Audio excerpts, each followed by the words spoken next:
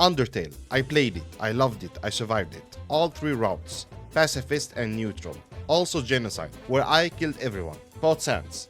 Died to Sans. Died to Sans again. Died to Sans 17 more times. And finally finished it with my soul in shambles. And my pride in the garbage. I've seen everything Toby Fox can throw at me. I was ready for anything. And then he made Deltarune. And I was not ready.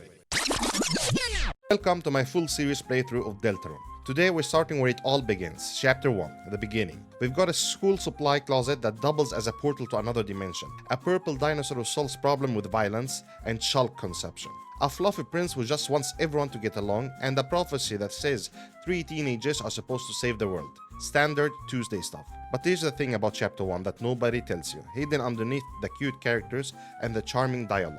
There's a secret, a bonus boss, a locked jester locked in a cell who knows things he shouldn't know. He laughs like a maniac, fights like a tornado made of playing cards, and will absolutely destroy you if you're not prepared. And by the end of this video, we're going to find him, fight him, and see if I still have the skills that got me through Undertale's hardest battles. And spoiler alert, it's going to be a problem. So before we dive in, do me a favor. If you're excited for this series, if you want to see me suffer through secret bosses, lose my mind over lore, and probably cry at least once per chapter, then hit the subscribe button, smash the like button, and ring the bell. Do all the YouTube things. It helps the channel, and it helps me. The game starts with a cosmic personality test. A mysterious voice asks you to create a vessel. You spend 5 minutes picking the perfect horns, the coolest teeth, the ideal love of turn-based combat, and then the voice just discarded. Poof, gone. No one can choose who they are in this world, it says. We're then shoved into the body of Chris, a stoic human teenager who is the champion of awkward silences. They live in a town of friendly monsters, and their mom, Toriel. Yes, that Toriel from Undertale. Now a minivan driving mom that drops them off at school. We are late. Our teacher, Mrs. Alphys. Yes, that Alphys, now an average wreck who somehow got a teaching degree, assigns a group project to us, and Alphys, in an act of pure educational malpractice, pairs us up with the one person who came in even later, Susie. Susie is a towering purple dinosaur who looks like she eats smaller, weaker group projects for breakfast, which, spoiler alert, she sort of does. Alphys sends her to get Chalk, and when she doesn't come back, Chris is sent to check on her. We find her in the hallway just munching, straight up eating Chalk. She thinks we're gonna snitch and casually threatens to tear our face off. Tearing someone's face off is the Deltarune equivalent of a warning bell. But then, in a moment of genius, she suggests a brilliant plan to solve her Shulk shortage problem. Let's get more Shulk from the supply closet. Perfect, flawless logic. Nothing bad ever happens in a school supply closet in a Toby Fox game. They go in, find 0 Chalk. The entire mission objective was a lie. And as they try to leave, the door slams shut and the floor just gives up on existing. They fall into the dark world. Chris wakes up with a new fashion sense, looking like a Game Boy Advance protagonist. We find Susie, and then we're immediately ambushed by a jester who looks like he exclusively communicates in chaotic evil. We escape to a castle and meet a cloaked figure who reveals himself to be a fluffy boy. This is Prince Ralsei, a lonely darkner who is the anti-Susie. He's all hugs, healing magic, and helpful tutorials. He explains the legend of Deltarune. We are the 3 heroes destined to seal the dark fountains and banish the angels' heavens. It's a lot pressure for a Tuesday. Before we can process the prophecy, we're interrupted by the blue gremlin on a bike. This is Lancer, a spade-shaped agent of chaos whose entire personality is bad guy but adorably so. He tries to run us over, fails, and he becomes our new best friend. Ralsei says we need to head to Card Castle to seal the fountain. Susie, allergic to heroism, declares the prophecy dumb and goes off on her own to be a lone wolf. A lone purple shark munching wolf. We eventually catch up to her, and she reluctantly joins the party. Her battle strategy, however, is unrefined. Ralsei gently suggests we should talk to enemies. Susie's counter-argument is to hit them until they're no longer a problem. Ralsei calls her out, and she has a crisis. Her solution, if she is a bad hero, she'll be great bad guy. So she joins Team Lancer. It's a villain arc that lasts about 5 minutes. We beat them in a fight, and Susie rejoins us, realizing that friendship is a hit point we all need. Lancer also tags along. As we get close to Card Castle, Lancer gets conflicted. The evil king we're about to fight, that's his dad. He bails, and we immediately get captured and thrown into the dungeon. Chris and Ralsei share a cell, which is great awkward bonding. Susie gets solitary confinement, we help her escape. And then she overhears Lancer ordering a guard to make sure the purple girl never gets out. It's a genuine gut punch moment. Susie feels utterly betrayed. She confronts Lancer, ready to throw down, and she doesn't fight back. He just can't, because he's a good kid stuck in a bad guy's family. They make up, and Susie makes a promise. We won't hurt his dad. She even does the pinky swear, which is legally binding in the dark world.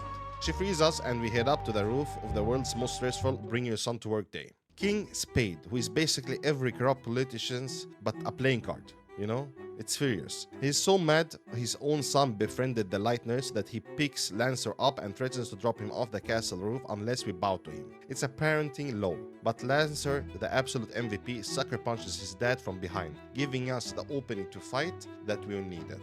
The final boss music kicks in. It's epic, it's chaotic, it's a card game I do not want to play. After we beat him down, the king pulls a fake-out surrender. Ralsei, being the sweet cinnamon roll he is, heals him. The king immediately repays this kindness by knocking all three of us flat. He picks up Chris, monologuing about how quiet people piss him off. He's about to deliver the final blow when suddenly, Susie, she tells him to back off, throwing his own words back at him. It's character development equivalent of a perfect dodge roll. The ending depends on how you play. If you took a more violent or mixed approach, Ralsei casts a pacify spell that puts the king to sleep. Lancer shows up and tells us to scram. If you were a pure pacifist, pulling an Undertale, Susie distracts the king long enough for Lancer to arrive with an army of the king's mistreated minions. They stage a coup, overthrowing the tyrannical dad boss and send him to the dungeon. Either way, Lancer becomes the new king and his first decree is probably mandatory bike justing lessons. We seal the fountain. Chris and Susie wake up in the school's unused classroom, surrounded by old car toys and board games. Pieces that look exactly like the characters we just met. Susie wonders if it was all just a dream, but then she does the most Susie things possible. She suggests we come back tomorrow to see if it was real. She's already planning the sequel. Well, we head home. Well, now you think, oh, that was a nice adventure, everything wrapped up neatly. And you would be wrong. It's the middle of the night. Chris, our quiet, stoic protagonist, suddenly lurches out of bed like a puppet with tangled strings. They stumble to the middle of the room, reach into their chest, and rip the fucking soul out of their heart. What the heck? Wait, what? The very thing we have been controlling, our connection to this world. They throw it into a birdcage, trapping us, the player. Then they turn to the center of the room, pull out a knife, and flash a menacing grin right at the camera. The hero we've been guiding all day just imprisons us and is brandishing a blade. What the heck? Okay, so that was terrifying. But before you go have nightmares about the child with a knife, let's talk about the real nightmare hidden in this chapter. The secret boss, the bonus round. The reason I now have trust issues and carpal tunnel syndrome. Jevil.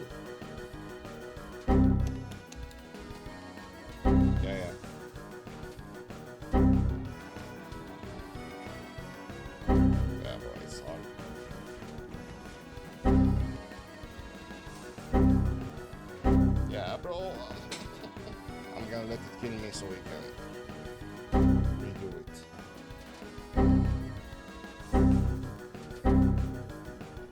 Bro, look at that, bro. He's aiming at me, bro. This one is so hard, bro. Yeah, it's so hard, bro. It's all too much fun.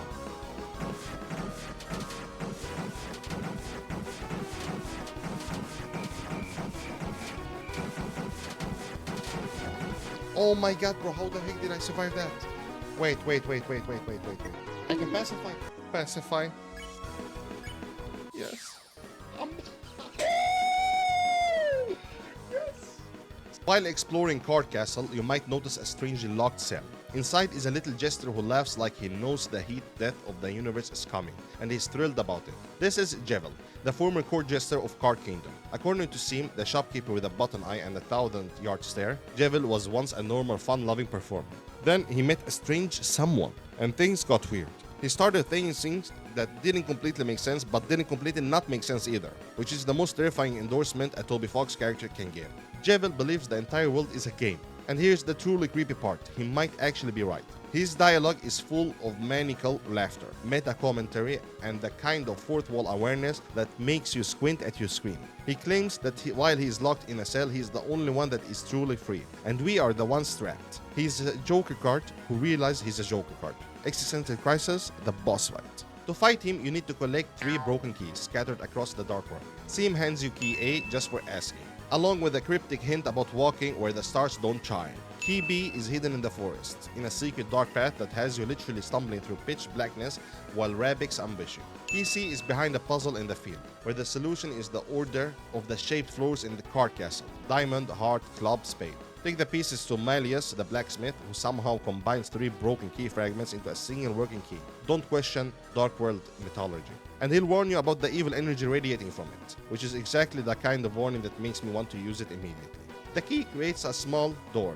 You enter, Jevil is waiting at the end of surreal empty arena. He wants to play a simple numbers game. The rules? When your HP drops to 0, you lose. Brilliant, truly innovative game design. Thank you, Insane Jester. And then the music starts, the world revolving. A chaotic carnival nightmare of a track that perfectly captures what it feels like to fight someone who broke the concept of sanity. His attacks are absolute chaos, spades flying everywhere, carousels, horses, devil's knives raining from the sky, a giant sky attack that looks like it should be illegal. He's a tiny imp whose head is attached to his body by a literal spring, and the more damage he takes, the more that spring stretches, until he looks like a jack-in-the-box that's about to snap. Jevil is, without exaggeration, one of the hardest bosses Toby Fox has ever designed. Until now, at least. He's fast, he's unpredictable, he laughs at your healing items, he laughs at your strategies, he laughs at you. Beating him requires a pattern recognition, perfect dodging, and almost spiritual acceptance that you're going to die. A lot. Now, defeating him has also 2 outcomes. If you pacify him with the Ralsei spell, he talks about sleeping for the 100 other years, and warns that a nightmare will awaken in your hearts in the shadow of night's hands. If you beat him down, he prophesies about the queen, the knight, and how many are stronger than him. Either way, he turns into the devil's knives and vanishes. You get either the devil's armor or devil's knives weapon. Both are incredibly powerful, both are absolutely not worth the emotional damage. Now, I could spend another 10 minutes breaking down every attack pattern, every strategy, the optimal party setup, when to heal, when to defend, and how to keep your sanity intact, while trying to pacify a clown who thinks reality is a board game. And I did. I have full, complete guide on exactly how to beat Jevil, step by step, no matter which route you're taking. Link is in the description. Go watch it if you value your free time, and don't want to spend 6 hours memorizing carousel horses trajectories like a lunatic. Deltarune Chapter 1, a heartwarming tale of friendship, adventure, a child imprisoning your soul in a birdcage, and a bonus boss who may and or may not be more aware of the game than you are. Your choices don't really matter, but whether or not you open that cell door definitely does. Thanks for watching, guys. Go check out the Jevil guide and maybe leave your closet door open tonight, just in case.